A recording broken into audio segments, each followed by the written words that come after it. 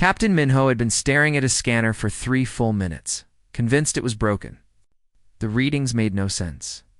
He tapped the screen twice, ran a diagnostic check, and looked again. Still the same impossible data. "Guan, come look at this," he called to his science officer. Guan floated over in the zero gravity of the bridge, her dark hair drifting around her face. She grabbed the edge of Minho's station and peered at the display. Her eyes widened. "That's Sector 77X, she said quietly. "The dead zone." "I know what it is," Minho replied. "What I don't know is why I'm reading life signs. Lots of them." The dead zone was legendary among spacefaring species. Every child in the galaxy learned about it in school. 7 different civilizations had tried to settle there over the past 10,000 years. All of them vanished within months. No distress calls. No survivors. Just empty colonies and silence. The Galactic Council had sealed the entire sector 2,000 years ago. Red warning buoys marked every approach vector.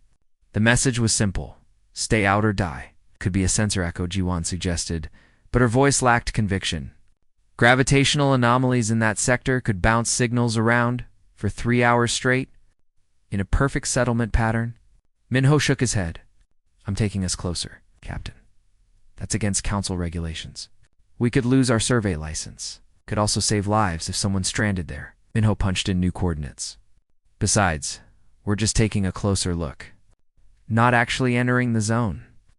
The horizon's edge crept forward.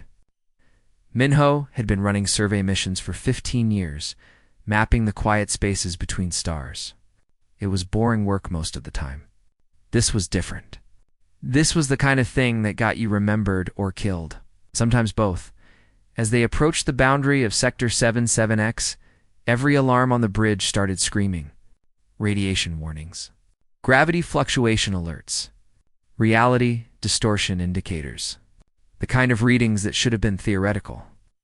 "Shields to maximum," Minho ordered. "Keep us just outside the threshold." Through the main viewport, he could see the shimmer of space-time distortions, like heat waves rising from summer pavement. Colors that shouldn't exist bled through the fabric of normal space. In the distance, a small planet orbited a dying red star, and on that planet, clear as day, were buildings, roads, agricultural plots, lights. "Get me a visual," Minho said. The screen flickered to life, showing a magnified view of the settlement. Minho felt his stomach drop. People were walking around down there. Not in environmental suits. Not in protective gear. Just regular clothes. A group of children played near what looked like a school. Farmers worked in fields. Someone was repairing a piece of machinery. Standing in the open air like it was the most normal thing in the world, on a full spectrum. "Analysis on those life signs," he told. "Guan, I need to know what species can survive down." There, Juan worked in silence for several minutes. When she looked up, her face was pale. "Captain, those are humans. That's impossible. I've checked 3 times. DNA signature is definitely human. No genetic modifications detected. No cybernetic enhancements. Just baseline humans." Minho sat back in his chair, trying to process this. Humans were a relatively new species on the galactic stage. They'd achieved faster-than-light travel only 80 years ago. They were friendly enough, good traders, decent engineers, but they weren't special. They weren't known for any exceptional abilities. "Contact them," he finally said. The communication took a few minutes to establish. When the screen lit up, it showed a middle-aged human male with graying hair and a friendly smile. He wore simple work clothes and held a cup of something steaming. "Hello there," the human said. "Didn't expect to see anyone out this way. I'm Dayan, Colony Administrator. What can I do for you?" "This is Captain Minho of the Galactic Survey Vessel Horizon's Edge," Minho said carefully. "Sir, are you aware of where you are? Sector 77X, right?" "Yeah, we know. Nice and quiet out here." "That's why we picked it." "You picked it," Minho repeated slowly. "The dead zone. You chose to settle in the dead zone." Dayan frowned slightly. "Is that what you call it? Bit dramatic, don't you think? I mean, sure, the gravity's a bit wonky and the radiation's higher than standard, but nothing we can't handle. We've had the colony running for 30 years now. About 5,000 people. Minho looked at Jiwon. She looked back at him with the same expression of disbelief. Sir, do you understand that no other species has ever survived in that sector for more than a few months? Really? Huh? Daeon took a sip from his cup. Well, it's definitely not the easiest place we've ever lived. Had some equipment failures in the first year, before we adapted everything for the local conditions. Lost a few cargo shipments to the gravity shears, but we got used to it. It's actually not bad compared to some places back on Earth. Not bad, Minho said faintly. Hey, you folks want to come down for a visit? We don't get many visitors. I could give you a tour, show you around. Thank you, but our ship isn't rated for those conditions. Oh, right. Yeah, that makes sense. Aeon smiled again. Well, if you ever upgrade your shielding, the offer stands. We've got a pretty good cafeteria, if I do say so myself. The call ended. Minho sat in silence for a long moment. What just happened? Giwon finally asked. I have no idea. Over the next 6 hours, they conducted every scan their equipment could manage without actually entering the sector. The data was consistent and completely insane. The human colony sat in the middle of gravitational forces that should have crushed every building flat. Radiation levels were high enough to liquefy organic tissue. Space-time distortions rippled through the area constantly, creating pockets where physics worked differently, and the humans just lived there. Children played in areas where reality itself was unstable. A woman named Su Bain repaired a water pump while standing in a gravitational shear that should have torn her into component atoms. Farmers grew crops in soil that registered as toxic on every scanner. The humans didn't seem to notice anything wrong. To them, this was just a frontier settlement. A bit rough, sure, but manageable. Micho drafted his report 3 times before he was satisfied. Even then, he knew how it would sound. Crazy, impossible. The kind of thing that got survey captains reassigned to desk jobs. He sent it anyway, the Galactic. Council's response came within 4 hours. That was unprecedented. Council bureaucracy usually took weeks to respond to anything. The message was short. Maintain observation position. Science team en route. Do not, under any circumstances, make contact with the human colony again until instructed. This is now a Category 1 priority situation. Minho had never heard of a Category 1 priority before. He had to look it up. The definition made his blood run cold. A threat to galactic stability requiring immediate intervention at the highest level. He looked at the viewport. At the little human colony going about its day in conditions that had killed entire civilizations. What have we found? He whispered. G1 stood beside him, staring at the same view. Something that changes everything, she said softly. I think we just discovered that humans aren't what we thought they were. What are they then? I don't know. But I'm starting to think the dead zone isn't the scary part of this equation. Down on the planet. Daeon finished his coffee and headed back to work, completely unaware that his simple existence had just sent shockwaves through galactic civilization. The Galactic Council chamber was in chaos. Representatives from 40 different species shouted at each other in a dozen languages. Translators struggled to keep up. At the center of it all, a holographic display showed the human colony in Sector 77X. Looking peaceful and ordinary and completely impossible, Hajin stood in the back of the room wondering why she was there. She was just a biochemist at the Galactic Academy. She studied protein structures, not death zones. Sure, she was human, but that didn't make her an expert on whatever was happening in that sector. Please approach the council platform, a voice announced. She walked forward, feeling dozens of alien eyes on her. The head counselor, a large being with blue skin and 4 arms, looked down at her. Dr. Haijin, we need you to join the investigation team. You will travel to Sector 77X and help us understand how your species can survive there. With respect, I don't think I'm qualified for that. I study basic cellular processes. I've never worked with extreme environments. You're a human. That makes you uniquely qualified. The counselor's voice was strained. Please, we need to understand this. 3 days later, Hyjin found herself on a heavily shielded research vessel, part of a team of 10 scientists. They approached the dead zone slowly. Every system at maximum defensive capability. The team leader was named Taiyang, another human who worked as a diplomatic liaison. He seemed just as confused as Hyjin about why they were needed. "I've read the reports 5 times, he told her as they reviewed data. "I still don't understand what the big deal is." "So there's a human colony in a rough neighborhood. We've settled in difficult places before. Apparently this is different," Hyjin said, looking at the readings. "The radiation alone should have killed everyone within days." They established orbit and requested permission to visit the colony. Daeon greeted them warmly and invited them down. The landing was terrifying. The shuttle shook violently as it descended through layers of distorted space. Warning alarms screamed constantly. The pilot, a veteran with 20 years of experience, was sweating by the time they touched down. Hyjin stepped out onto the surface and took a careful breath. The air was thin but breathable. The gravity felt slightly wrong, like standing on a surface that was moving in ways she couldn't quite sense. Her medical scanner, clipped to her belt, was beeping frantically. "Welcome to New Haven," Daeon said, shaking hands with everyone. "Sorry about the rough entry. The gravity pockets make landing a bit tricky. You get used to it." Hyjin looked around. The colony looked like any other frontier settlement she'd seen. Prefab buildings, greenhouses, solar collectors, a water treatment facility. Children were playing in a park. Someone was barbecuing something that smelled delicious. "How long did it take you to build all this?" Taiyang asked. "Oh, about 5 years for the main structures. We're still expanding."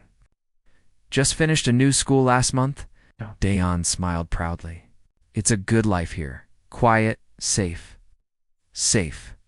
Hyjin's scanner was telling her that she was being exposed to radiation that should be liquefying her internal organs. The gravity was fluctuating by 15% every few seconds. The air contained particles that shouldn't be able to exist in stable form. A young woman approached them. "Administrator, the water pump in Sector 3 is acting up again. I'm going to need to realign the pressure valves." "Thanks, Subin. Let me know if you need help." Hyjin watched Subin walk away, toward a section of the colony where space itself seemed to shimmer and bend. "Is it safe for her to work there alone?" "Sure, why not?" "Subin's our best engineer. She rebuilt that whole system last year." Daeon looked genuinely puzzled by the question. The investigation team spent the next week conducting tests. They interviewed colonists, took biological samples, measured environmental conditions, and tried to make sense of what they were seeing. Yongji, the colony's medical officer, gave them access to health records. "We've been tracking everything since we arrived," she explained. "Standard protocols for frontier settlements. Want to catch any problems early?" Hyjin reviewed the files. 30 years of medical data, 5,000 people, including 3 generations born in the colony itself. She looked for signs of radiation sickness, genetic damage, developmental problems. Anything that would indicate the environment was harmful. There was nothing. No cancer clusters. No birth defects. No unusual illness rates. If anything, the colonists were healthier than average. "This is impossible," Hyjin muttered. "What's impossible?" Yongji asked. "But you should all be dead. The radiation alone." Hyjin gestured at her scanner. "Do you understand what these readings mean?" "Not really. I'm a doctor, not a physicist." Yongji smiled. "But everyone seems healthy, so I figure we're doing something right." That evening, the investigation team gathered in their shuttle to compare notes. Everyone looked shaken. "I measured gravitational shear that should be tearing matter apart at the atomic level," one scientist said. "I stood in it. I felt slightly dizzy. That's all. The soil is radioactive enough to be used as reactor fuel," another added. "They're growing tomatoes in it." Taiyang pulled up a holographic display. "I've been researching Earth itself. I think I found something important." The display showed Earth's solar system. Taiyang highlighted various features as he spoke. Earth's moon is huge compared to the planet. The tidal forces are extreme. Earth's magnetic field fluctuates wildly, letting in dangerous solar radiation. The planet wobbles on its axis, creating severe seasonal changes. Tectonic plates grind together constantly, causing earthquakes and volcanic eruptions. The atmosphere has oxygen, which is a highly reactive poison to most life forms. He pulled up more images.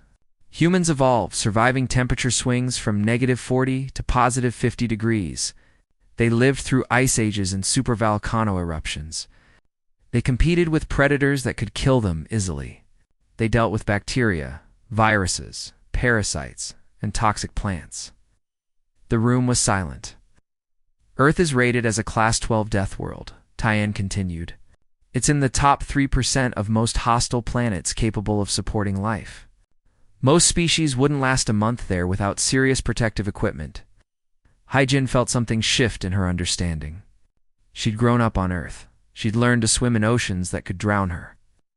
Hiked mountains where the air was thin, played outside under a sun that could burn her skin. She'd never thought of any of it as unusual. "You're saying Earth trained us for this?" she said slowly. I'm saying "Earth is worse than this," Taiyang replied. "The dead zone is dangerous by galactic standards. By human standards, it's just another frontier." One of the alien scientists made a sound of distress. "This means humans can access regions of space that no one else can survive in. Do you understand what that means politically? Economically? Militarily?" Hyjin did understand, suddenly and completely. Resources that were unreachable for everyone else. Territory that couldn't be contested. Strategic positions that were naturally defended by environments that killed intruders. "We need to report this to the Council immediately," the alien scientist said. "Report what exactly?" Hyjin asked. "That humans are good at surviving? We didn't know we were unusual. We still don't really understand what makes this place so dangerous to you." "That might be the most terrifying part," Taeyong said quietly. "You don't even realize what you can do." Back on the planet, Daeon was having dinner with his family. His daughter talked about her school project. His son complained about his homework. Outside, the stars wheeled overhead in patterns that defied physics. It was a normal evening in the colony. Just another day in paradise as far as the humans were concerned, in orbit. The investigation team transmitted their findings. The response was immediate and classified at the highest level. The galaxy was about to learn what humanity was truly capable of, and humanity characteristically had no idea. The emergency session of the Galactic Council was supposed to be secret. Within 6 hours, every major government in the galaxy knew about it. Within 12 hours, military fleets were quietly repositioning themselves. Yuna, Earth's ambassador to the Council, sat in her office and watched the situation spiral out of control. Her communication console hadn't stopped flashing in 3 days.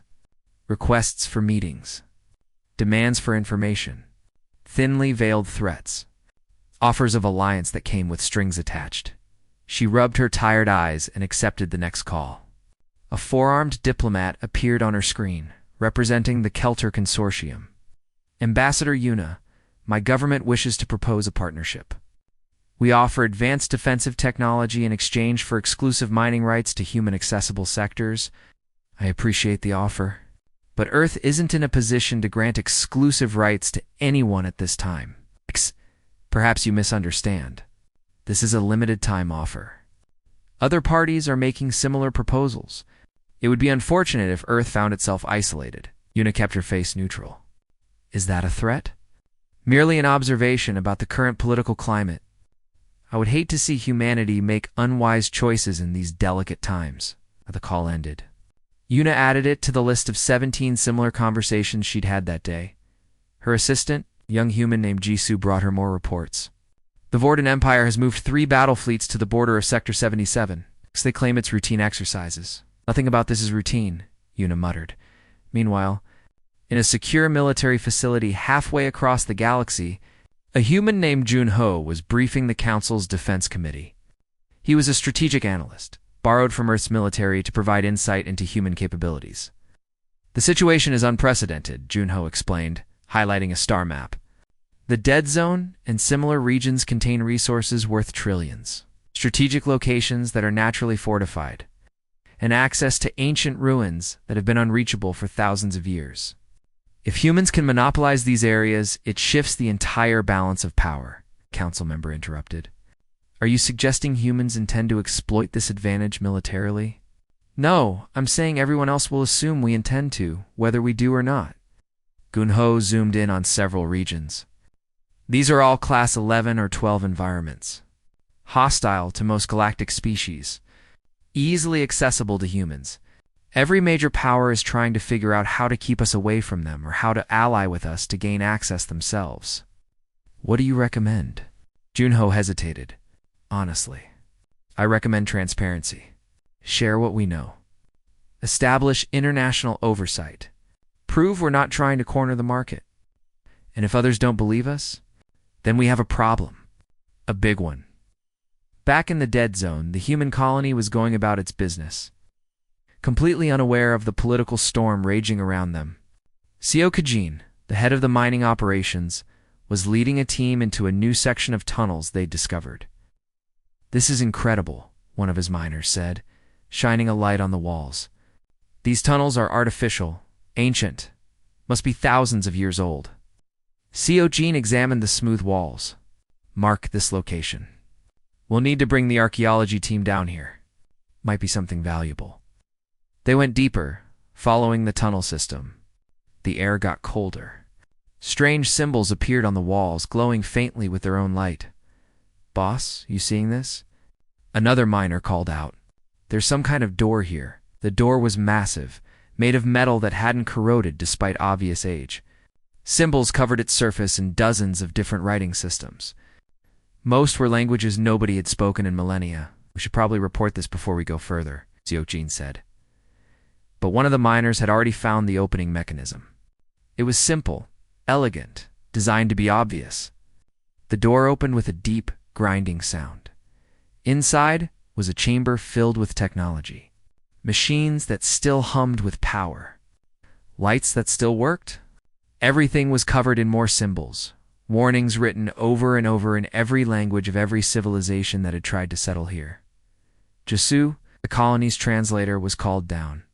She stood in the chamber and slowly read the warnings she could decipher.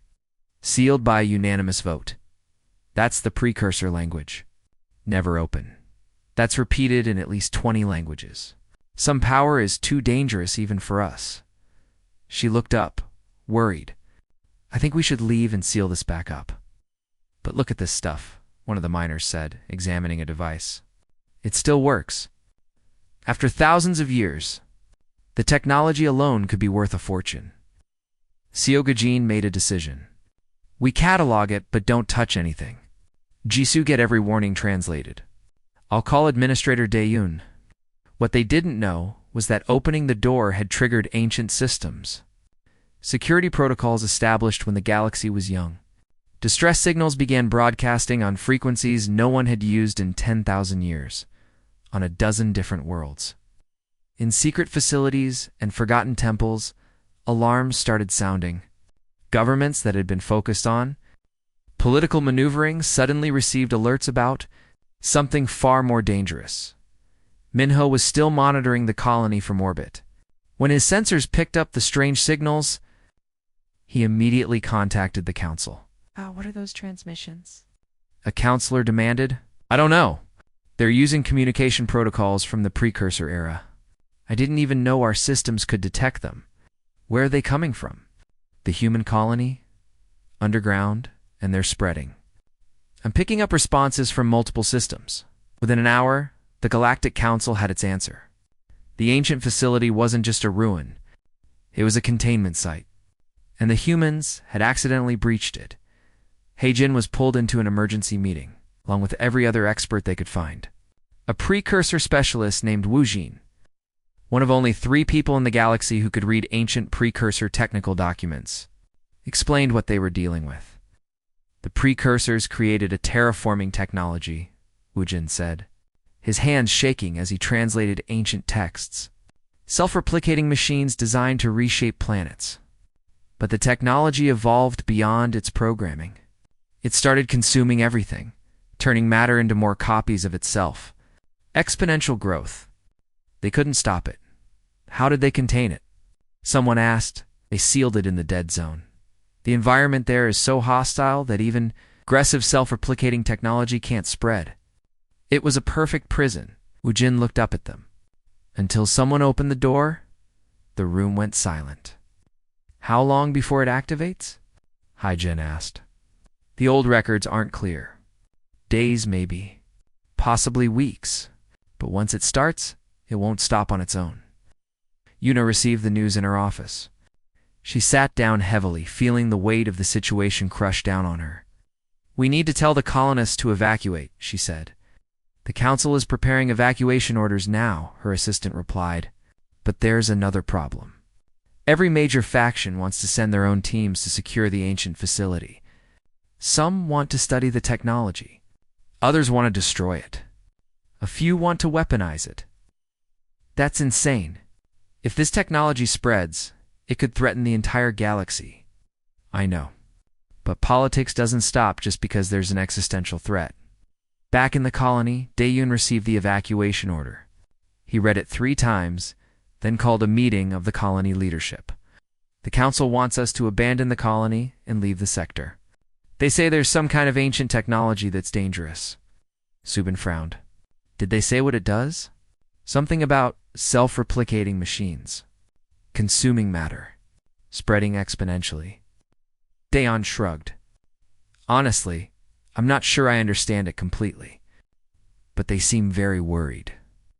Yonji pulled up the technical specifications that had been included with the order. This technology, if it activates, will eventually spread beyond the dead zone. It could reach populated worlds, Earth included. The room was quiet for a moment. So if we just leave, everyone's in danger eventually, Seokajin said. But if we can stop it here, we save everyone. The council says our ships can't carry the equipment needed to repair the containment, Daeon said. The radiation and gravity make it impossible to bring in heavy machinery. You can't bring in machinery, Subin said slowly. But we're already here. We already work in these conditions every day. Daeon understood immediately. You're saying we repaired ourselves? I'm saying someone has to? And we're the only ones who can survive down there long enough to do it. The leadership voted. It was unanimous. They would try to fix the problem they'd accidentally created. Taeyun sent a message back to the council. Evacuation declined. We'll handle it. Send us the technical specifications for the containment system.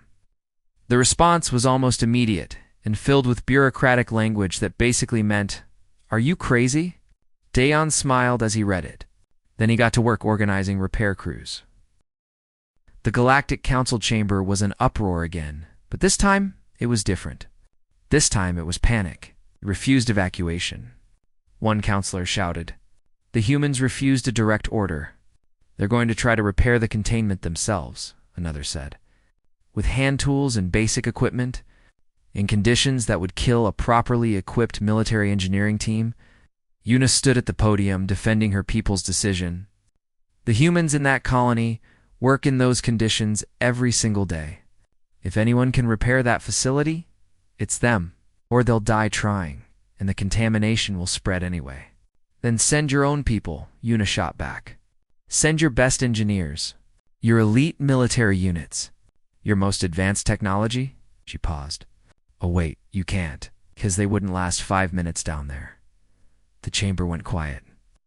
My people are volunteering to risk their lives to fix a problem that threatens everyone. They're not asking for payment. They're not demanding concessions. They're just doing what needs to be done. Yuna's voice was firm. So either support them or get out of their way. Jin was back on the surface, working with Subin to plan the repair operation. They had technical specifications from precursor archives, translated by Wujin. The documents were 10,000 years old, written for technology that shouldn't still be functional. This is incredibly advanced, Subin said, studying the designs. But the basic principles are understandable. We need to reinforce the containment barriers, reset the power systems, and reactivate the stasis fields. In an environment that's actively getting worse, Haijin added, the security systems are responding to the breach. They're increasing radiation output and destabilizing local gravity to try to stop the technology from spreading. So we'll be working in conditions that are deliberately trying to kill us. Subin nodded. Great. Let me get my tools. Yonji set up a medical station as close to the ancient facility as possible. She was reviewing protocols for radiation exposure, though most of the treatments wouldn't work fast enough to matter if things went wrong. Seochin and his mining team volunteered to go in first. They knew the tunnel system better than anyone. They'd also be the ones doing the heavy physical work, holding equipment in place while others made repairs. "I'll be honest," Seochin said as they prepared to descend. "I'm not entirely sure this is possible. Has that ever stopped us before?" Another miner asked. "Fair point." They went down into the facility wearing basic protective gear, not because it would actually protect them from what they were about to face, but because it made everyone feel slightly better. The chamber was worse than before. The machines were active now, humming with power. The air shimmered with radiation. Gravity fluctuated wildly, making it hard to walk in a straight line. Parts of the floor seemed to exist in two places at once. "Okay," Subin said, checking her equipment. "According to the precursor specs, we need to access the main power regulator and reset it manually. It's in the back of the chamber." They made their way deeper. The temperature dropped, then spiked, then dropped again. One miner stumbled as gravity reversed itself for 3 seconds. Another felt his teeth vibrating in his skull. From some kind of resonance effect, the power regulator was a crystalline structure the size of a small building.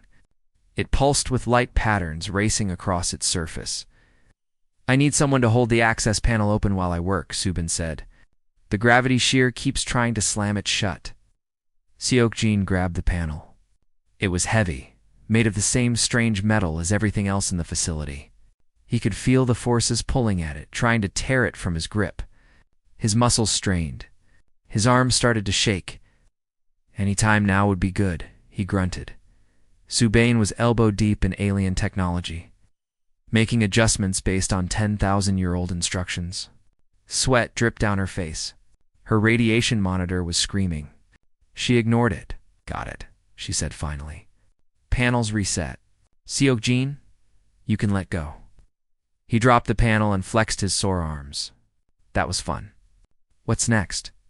"Next, we need to reinforce the stasis field generators. There are 4 of them, one in each corner of the facility. It took 6 hours to reach and repair all 4 generators. The team worked in shifts, because even humans couldn't function indefinitely in those conditions. People would work for an hour, then retreat to the relative safety of the tunnels to recover. Minho watched from orbit. The Council had authorized a live feed, broadcasting to governments across the galaxy. Billions of beings were watching humans do the impossible.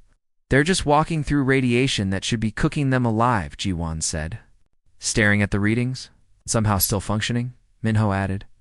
"I don't understand their biology at all." On the feed, Seochin was holding up a support beam that had come loose.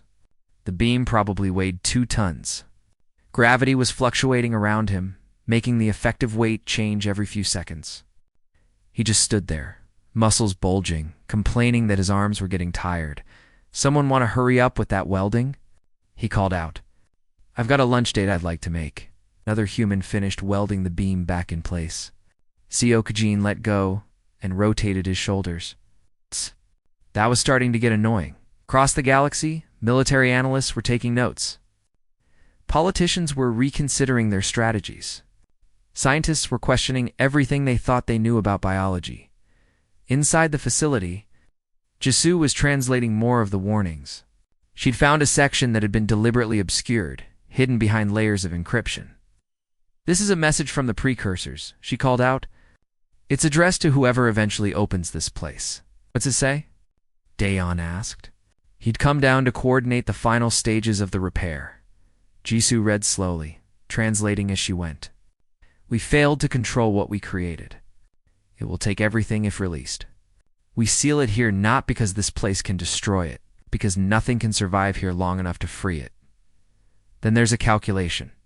They estimated any rescue attempt would fail within 6 hours. "What time is it now?" Daeon asked. "Hour 9? Well, guess we proved them wrong." Daeon smiled. "How much longer, Subin?"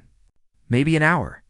The last stasis generator is being difficult. Final hour was the worst."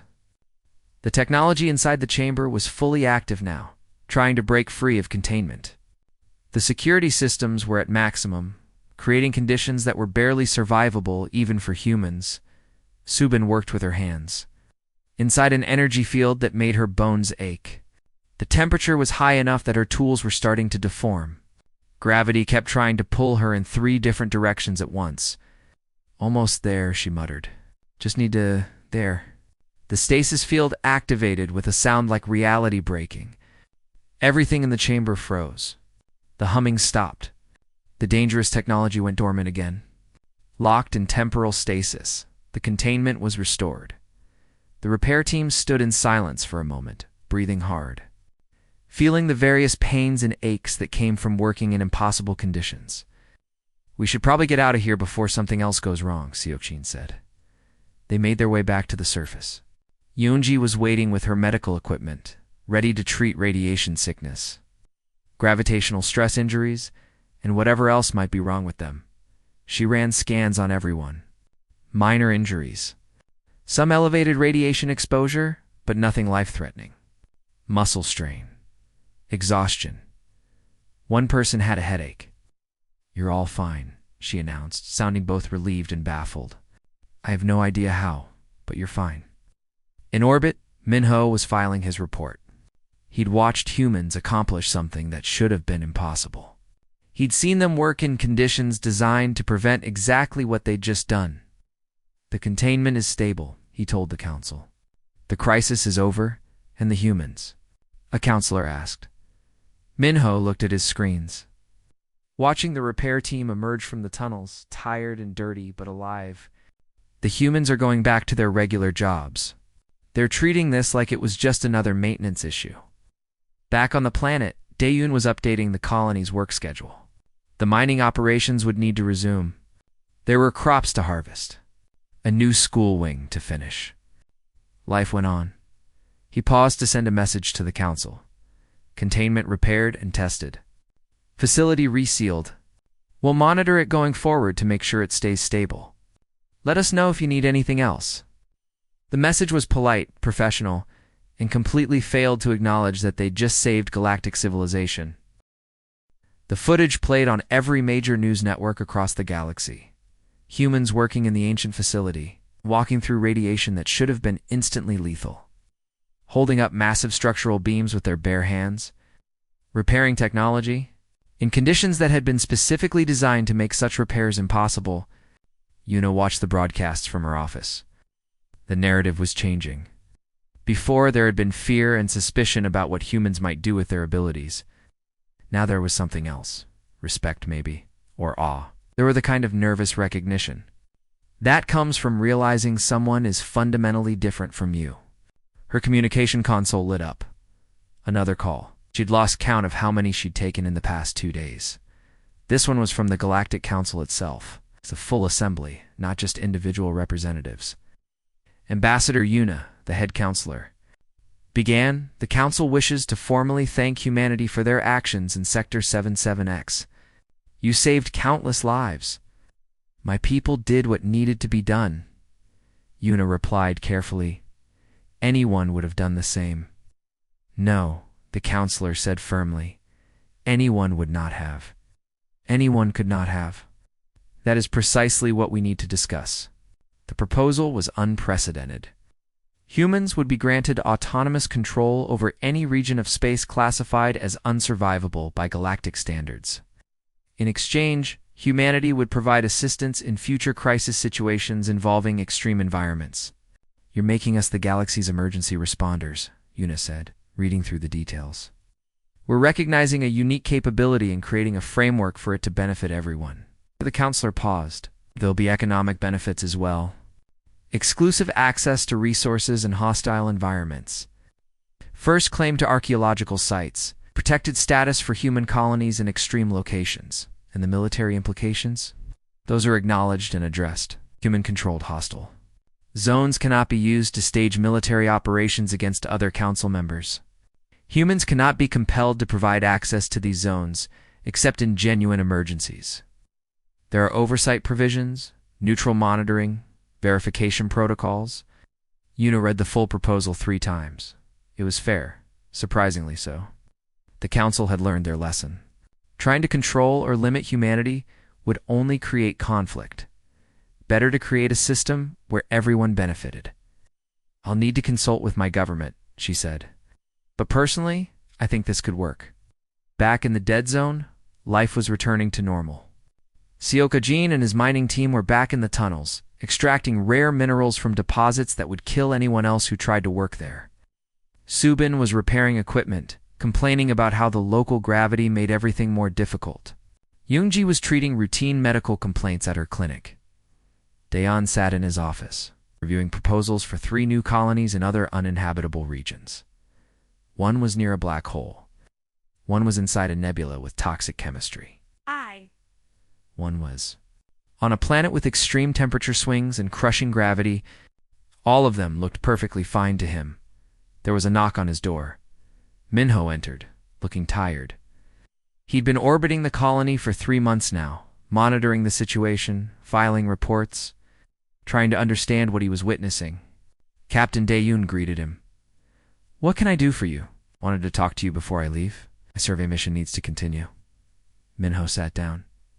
"Do you understand what you did? What it means we fixed a problem, that's all. You did something we thought was impossible.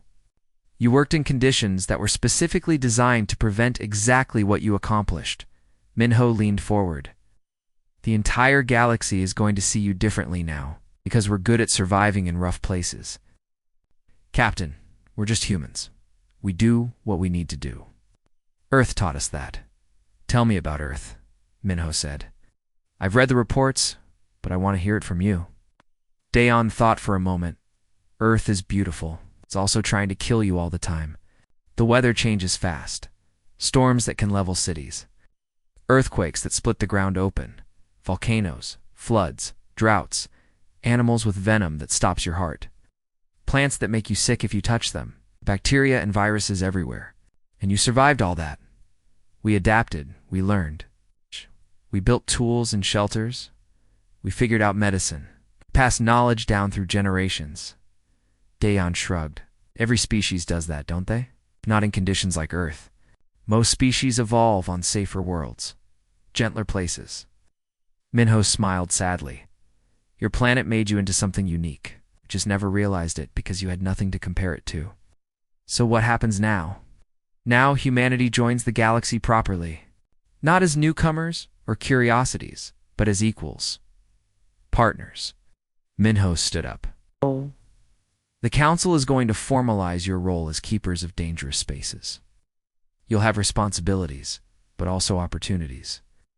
After Minho left, Daeyoon returned to work. There were supply orders to review, maintenance schedules to approve, a community meeting about expanding the school, normal colony administration tasks. His daughter called him for dinner. The family ate together, talking about their day. It was routine, comfortable. Home, outside, the dead zone remained deadly and beautiful. Stars burned in impossible colors. Its space-time rippled and bent.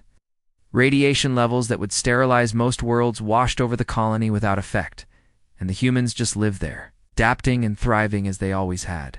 Hygiene submitted her final report to the Galactic Academy. It was thick with data, analysis, and conclusions that would reshape how the galaxy understood biology and evolution. The core finding was simple but profound.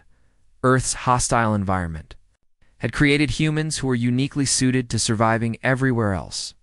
"We're not stronger or smarter than other species," she wrote. "We're just adapted to worse conditions. Earth's baseline is everyone else's nightmare. That gives us an advantage in extreme environments, but it's not magic. It's just biology shaped by necessity."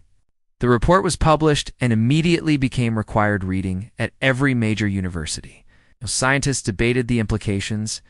Philosophers discussed what it meant for humanity's place in the galaxy. Military strategists updated their models. Taiyang was appointed as the head of a new department focused on extreme environment operations. His job was to coordinate between human colonies in hostile zones and the Galactic Council. It was challenging work, but rewarding. "We're building something new," he told Yuna during one of their regular meetings. "Not conquest or domination. It's just humans being human in places no one else wants to go, and everyone else is okay with that. More or less, there's still some political maneuvering, but the crisis in Sector 77X changed things. Hard to argue that humans are dangerous when they just saved the galaxy. 6 months after the containment repair, the Council officially recognized the new framework. Humans received formal authority over 18 different regions classified as death zones. Mining operations began in 3 of them. Scientific research stations were established in 5 more.